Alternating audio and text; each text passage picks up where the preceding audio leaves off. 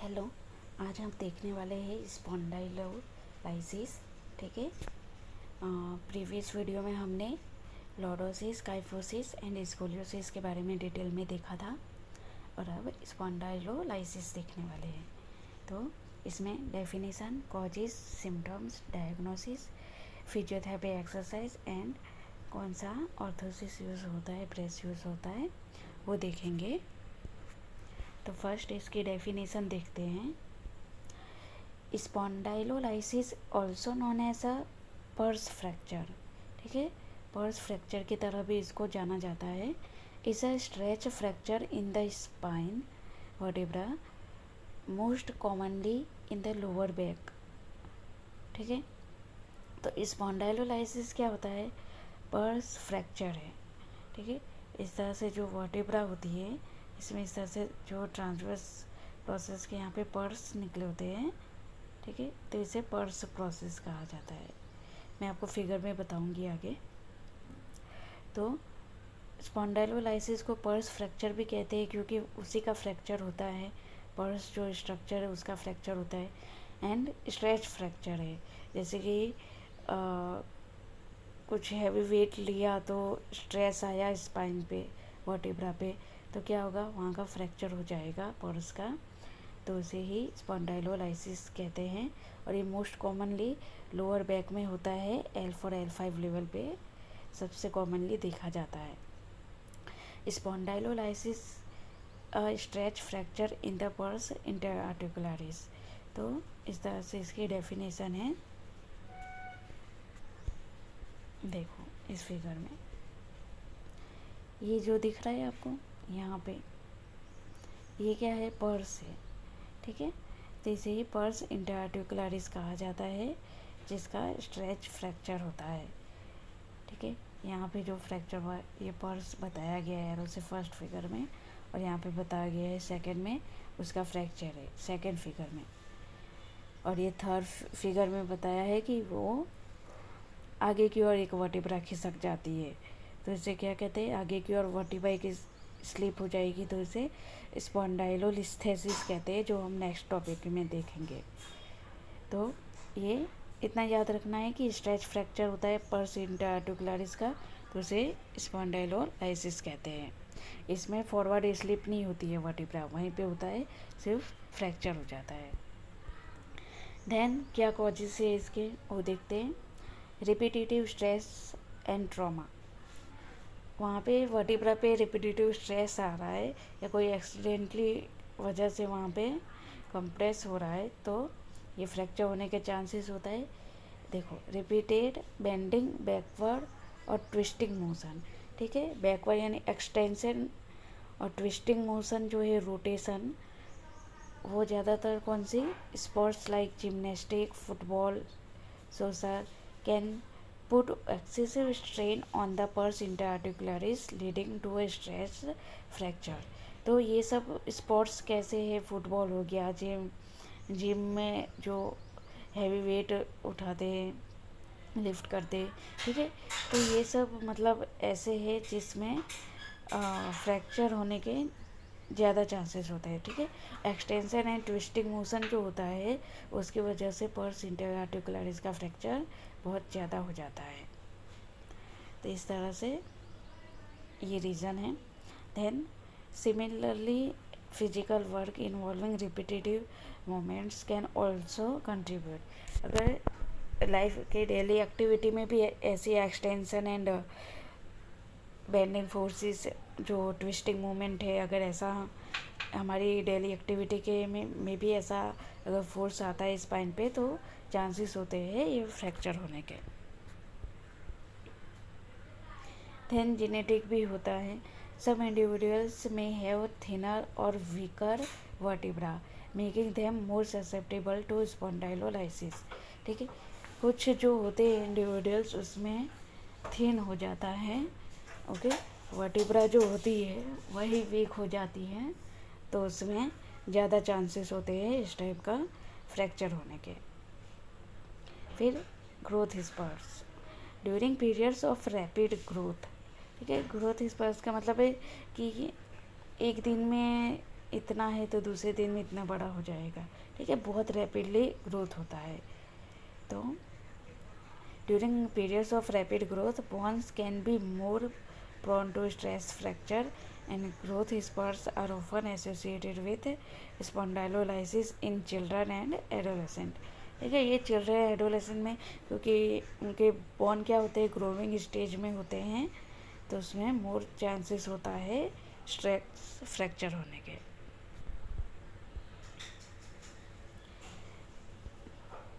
Certain sports and activity जो hyper extension, okay, bending backward of the lumbar spine, like ये देखा हमने ऊपर, जिमनास्टिक, फुटबॉल, वेट लिफ्टिंग, ये क्या होता है, रिस्क इसमें इंक्रीज हो जाते हैं, ठीक है। फिर एजिंग एंड डिजनरेशन, तो as we age the spinal disc can wear down increasing the stress on the vertebra potentially leading to spondylolysis. जैसे जैसे एज बढ़ती है तो क्या होता है, डिजनरेशन स्टार्ट हो जाता है। तो डिजनरेशन स्टार्ट होगा, वट ये स्पाइनल डिस्क होती है वो भी क्या होती है, धीरे धीरे डिजनरेट होने लगती है। तो जैसे जैसे एज बढ़ता है उसकी वजह से क्या होगा, अब डिस्क पे जो स्ट्रेस आना चाहिए वो डिस्क पे स्ट्रेस नहीं आके कहाँ पे आएगा, स्ट्रेस वर्टिब्रा पे आएगा। देखो इस तरह से दो वर्टिब्रा होती है, ये बीच में डिस्क हुई, तो ये डिस्क का डिजनरेशन हो गया, ठीक है, डिजनरेशन हो जाएगा तो ये डिस्क हट जाएगी, ठीक है, तो ये डायरेक्टली बोन कांटेक्ट में आएंगे तो चांसेस होता है स्ट्रेस फ्रैक्चर होने का। अब देखते हैं सिम्टम्स। सिम्टम्स में आएगा फर्स्ट क्या होता है, फर्स्ट जब ये फ्रैक्चर होता है तब असिम्टोमेटिक होता है, कोई सिम्टम्स नहीं दिखाई देता है। देखो many individuals with spondylolysis have no symptoms at all and may only be diagnosed when undergoing imaging for another reason। तो किसी रीजन से अगर सपोज उनको कोई और रीजन रहा, उन्होंने ये एक्सरे करवाया तो उनको पता चलेगा, बाकी असिम्टोमेटिक रहता है। असिम्टोमेटिक होगा, कोई सिम्टम्स नहीं है, कोई प्रॉब्लम नहीं है बैक में, तो कोई भी एक्सरे नहीं करवाता है, इसलिए स्टार्टिंग के फेज़ में असिम्टोमेटिक रहता है और कोई जल्दी इसको डायग्नोस नहीं कर पाते। देन बाद में बैक पेन स्टार्ट होता है, जैसे कुछ दिनों बाद बैक पेन स्टार्ट हो जाएगा। A dull edge in lower back that may worsen with activity, especially hyperextension and improve with rest। तो हमने देखा हाइपर एक्सटेंशन एंड रोटेशन वाली जो मूवमेंट है उसमें क्या होता है, उसी की वजह से फ्रैक्चर होता है और एक्सेसिव स्ट्रेस आता है वर्टिब्रा पे, इसलिए इस वाली हाइपर एक्सटेंशन रोटेशन मूवमेंट में फ्रैक्चर कॉमनली देखने को मिलता है, क्योंकि एक्सेसिव स्ट्रेस आता है वर्टिब्रा पे। तो जब ये मूवमेंट भी करेंगे तो क्या होगा, बैक पेन इंक्रीज हो जाएगा और रेस्ट करेंगे तो पेन कम होगा। Pain radiating to buttocks and thighs, ठीक है, कभी कभी पेन क्या होता है, रेडिएट होता है, क्योंकि वहाँ पे जो नर्व्स जाती है उसको क्या करता है, वो कंप्रेस करता है, तो कभी कभी इसका पेन जो होता है वो बटक एंड थाई तक भी जाता है। देन मसल स्पाजम और वीकनेस देखने को मिलेगा। तो मसल स्पाजम और weakness in lower back, legs and buttock में आकार। तो मसल स्पाजम जो होता है इन सब में, लोअर बैक में, लेग्स में और बटक में देखने को मिलेगा। Stiffness, back stiffness particularly bending और ट्विस्टिंग। तो इस मोमेंट में क्या होगा, बैक स्टिफनेस देखने को मिलती है।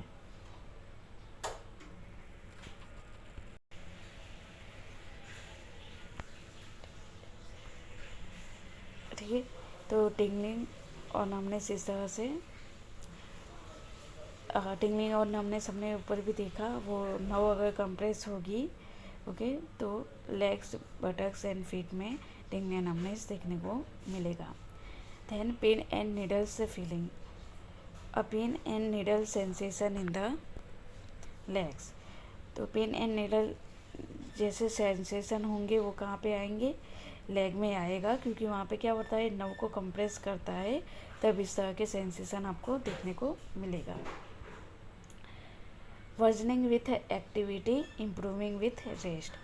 तो एक्टिविटी करोगे तो आपको पेन इंक्रीज हो जाएगा, कंडीशन वर्स हो जाएगी। एंड जब रेस्ट करोगे तो रेस्ट करोगे तो पेन रिलीफ होगा।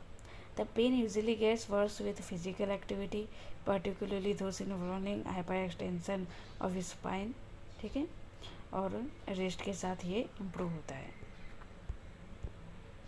अब डायग्नोसिस कैसे करेंगे, तो आपको एक्सरे करवाना पड़ता है, जिसमें पर्स इंटरआर्टिकुलरिस जो डिफेक्ट होगा वो उसमें इजीली दिख जाएगा। कभी कभी पर्स इंटरआर्टिकुलरिस में फ्रैक्चर होता है, वो जल्दी डिटेक्ट नहीं होता है, ठीक है।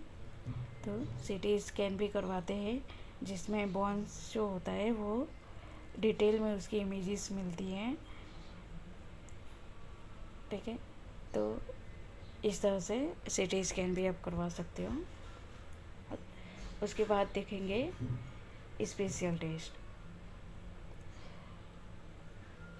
स्पॉन्डाइलोलाइसिस में जब एक्सरे करवाते हो तो उसमें हॉटिश डॉग जो होता है, ओके, स्कॉटिश डॉग जो होता है वैसा ही मतलब उसमें देखने को मिलता है। वो मैं नेक्स्ट आपका जो ये स्पॉन्डाइलोलिस्थेसिस वाला जो टॉपिक है, मैं उसमें आपको इमेज दिखाऊंगी। इसमें इमेज ऐड नहीं किया है एक्सरे का। तो उसमें जो स्कॉटिश डॉग जो होता है उसका नेक जो होता है वैसा स्ट्रक्चर देखने को मिलता है। कॉलर जो डॉग कहते हैं स्कॉटिश डॉग का, वो आपको देखने को मिलेगा। स्पेशल टेस्ट आप इसमें कौन सा करोगे, one leg hyperextension test करोगे, ठीक है। वन लेग हाइपर एक्सटेंशन, इस तरह से पेशेंट वन लेग पे खड़ा रहेगा, देन उसको पीछे की ओर बेंड होने को कहना है। अगर उसको यहाँ पे बैक में पेन हुआ उसका मतलब ये टेस्ट पॉजिटिव है। देन आप पोजीशन देखो, ऊपर मैंने डिस्क्राइब किया वही पोजीशन यहाँ पे बताया गया है, इस तरह से टेस्ट करना है, ठीक है। दोनों साइड टेस्ट करना होता है, फर्स्ट राइट साइड किया फिर लेफ्ट साइड करना है।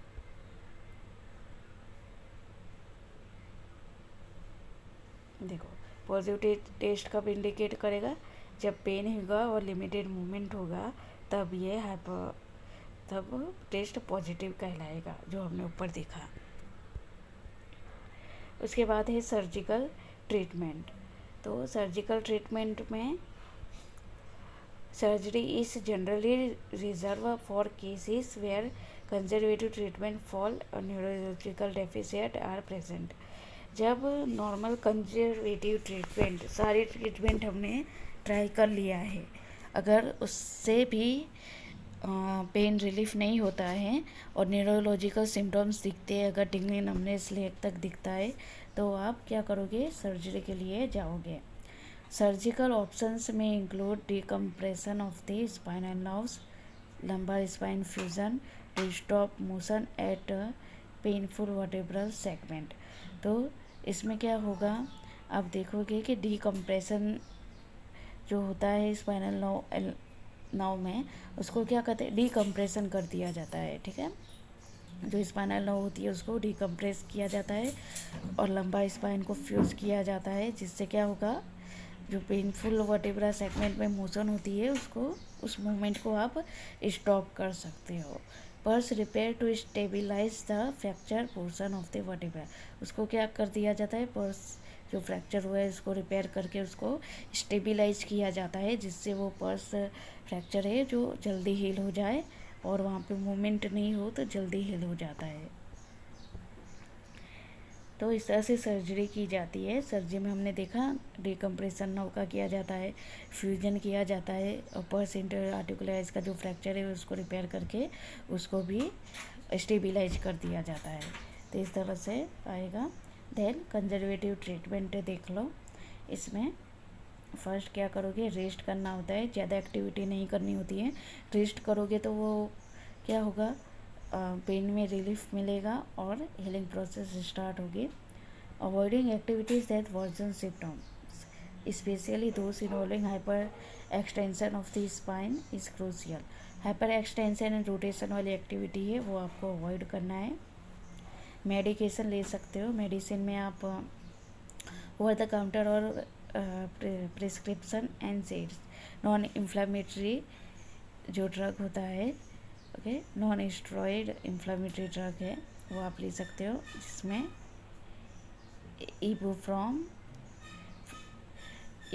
ibuprofen और naproxen can help manage pain and inflammation. Naproxen and ये जो इबुप्रोफेन है, ये दोनों ही मेडिसिन जो होती है वो नॉन इन्फ्लामेटरी जो ड्रग है वो है जो पेन को रिलीव करने में एंड इन्फ्लामेशन रिड्यूस करने में हेल्प करती है. ठीक है.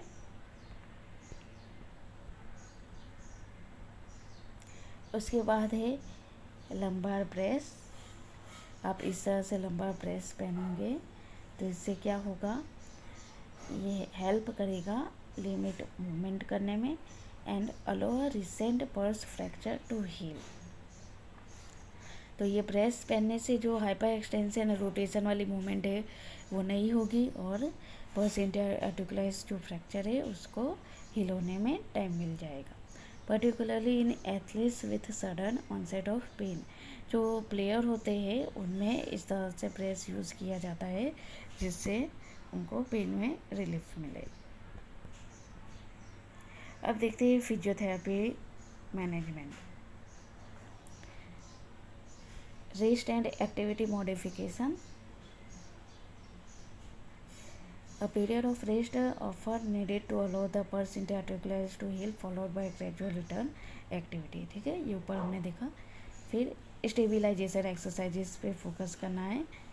देखो, focus is on strengthening and deep core muscles, transverse abdominis multifidus to improve lumbar fracture. ठीक है. तो जो इसमें स्ट्रेनिंग एक्सरसाइज करवानी है, ये जो मसल्स से डीप कोर मसल्स जो होते हैं, ओके, एब्डोमेन के डीप कोर मसल से उसकी आप स्ट्रेंथनिंग एक्सरसाइज करवाओगे तो उससे क्या होगा, सपोर्ट मिलेगा. फिर पेल्विक कंट्रोल एक्सरसाइज करवानी है. Improve core muscle activation and stability crucial for spinal support. ठीक है. तो स्पाइनल को सपोर्ट मिलेगा उसके लिए पेल्विक कंट्रोल भी एक्सरसाइज करवाना होता है. स्टैंडिंग एक्सरसाइज करवाओगे. ऊपर हमने डीप कोर मसल्स को देखा, नीचे एब्डोमिनिस, ग्लूटियस, स्पाइनल एक्सटेंसर्स, इस सब मसल को लेटर स्टेजेस में आफ्टर हीलिंग बाद में इसकी स्ट्रेंथनिंग करवाओगे, जिससे क्या होगा, स्टेबिलिटी एंड कंट्रोल आएगा स्पाइन की सभी मूवमेंट पे. उसके बाद फ्लेक्सिबिलिटी एक्सरसाइजेस करवाओगे, क्योंकि हमने देखा ऊपर स्टिफनेस आ जाता है तो वहाँ पे फ्लेक्सिबिलिटी एक्सरसाइज करवाना है, क्योंकि इसमें टाइटनेस हो जाती है. Flexor, hamstring and other muscles can contribute to hyperlordosis, can increase stress on the spine. तो ये जो मसल ये फ्लेक्सर एंड हैमस्ट्रिंग टाइट होते हैं उसकी वजह से लॉर्डोसिस इंक्रीज हो जाता है. तो इस मसल्स को स्ट्रेचिंग करोगे, जब ये रिलीज़ हो जाएंगे तो ज़्यादा स्ट्रेस भी नहीं आएगा स्पाइन पर. बैलेंस एंड कोऑर्डिनेशन ट्रेनिंग देना है. Improve proprioception and motor control to enhance spinal stability and prevent future injury. देखो, फ्यूचर में कोई इंजरी ना हो उसको प्रिवेंट करने के लिए क्या करोगे आप, बैलेंस एंड कोऑर्डिनेशन ट्रेनिंग दिया जाता है, जिससे स्पाइन की स्टेबिलिटी जो होती है वो मेंटेन रहे. ओके. और ये जो बैलेंस एंड कोऑर्डिनेशन, कई बार ऐसा भी होता है सीवियर पेन रहने की वजह से प्रॉपर जो प्रोप्रियोसेप्शन है वो वर्क नहीं करते होते हैं, तो ये ट्रेनिंग दिया जाता है. Return to sports progression. तो gradually introduce sport specific exercises and functional movements as pain subsides and healing progresses. तो बाद में ये सब ग्रेजुअली एक्सरसाइज जो होती है स्ट्रेंथनिंग, वो उसको प्रोग्रेस किया जाता है, अलग अलग फेज में वेट के साथ करवाया जाता है, जिससे क्या होगा, पेन सबसाइड हो और हीलिंग प्रोसेस स्टार्ट हो जाए। तो अब स्पोर्ट्स एक्टिविटी में जल्दी ही रिटर्न हो पाओ। स्पेसिफिक एक्सरसाइज देख लो। विलियम्स फ्लेक्शन एक्सरसाइज करवाया जाता है। Focus on lumbar flexion and can help reduce extension forces on the spine. Williams flexion exercise में क्या होता है, मेन आपको लंबार फ्लेक्शन पे ही फोकस करना होता है, क्योंकि एक्सटेंशन में क्या होता है, पेन होता है, तो एक्सटेंशन एक्सरसाइज अवॉइड करनी होती है। तो इसमें आप आइसोमेट्रिक आइसोटोनिक एक्सरसाइज कर सकते हो। Strengthen trunk muscles for spinal stabilization and pain reduction. तो आइसोमेट्रिक और आइसोटोनिक एक्सरसाइजेस जो है बैक की, वो करनी है, जिससे स्पाइन क्या होगा, स्टेबिलाइजेशन इम्प्रूव होगा। कोर स्टेबिलिटी एक्सरसाइज करेंगे for pelvic control and core muscle functions. Close chain movement करवाओगे, जिसमें anti lordotic movement and elastic band exercises to improve spine stability. हमने देखा अगर लॉर्डोटिक पोस्चर हो तो एक्सेसिव स्ट्रेस आएगा, तो एंटी लॉर्डोटिक जो मूवमेंट होती है तो वो वाली सब आपको करवानी है, और इलास्टिक बैंड के साथ स्ट्रेंथिंग एक्सरसाइज करवाओगे, जिससे इम्प्रूव होगा spine stability. Dynamic core strengthening करवाओगे, जिसमें oblique muscles, transverse abdominis, gluteus and pelvic floor muscles को स्ट्रेंथिंग करवाना होता है। देखो ये सब एक्सरसाइजेस है, ये पेल्विक टिल्ट वाली है, ठीक है। देखो इसमें ग्लूटियस स्ट्रेच देना है।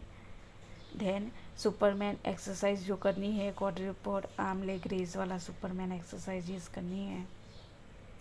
देन साइड प्लैंक करोगे, डबल नी टू चेस्ट करोगे, पार्शियल कर्ल और डेड बग एक्सरसाइजेस करोगे। ये सब एक्सरसाइजेस है जो स्पॉन्डाइलोलाइसिस की और स्पॉन्डाइलोलिस्थेसिस में भी किया जाता है। तो इस तरह से सब एक्सरसाइजेस करनी होती हैं, ठीक है। ओके, तो इसमें कोई भी डाउट है तो आप पूछ सकते हो। नेक्स्ट जो टॉपिक है अपना स्पॉन्डाइलोलिस्थेसिस पे देखेंगे, उसमें थोड़ा डिटेल में मैं आपको समझाऊंगी, ओके। उसका फिजियोथेरेपी ट्रीटमेंट जो है वो डिटेल में है। तो वीडियो पसंद आई तो लाइक, सब्सक्राइब एंड शेयर कीजिएगा। Thank you.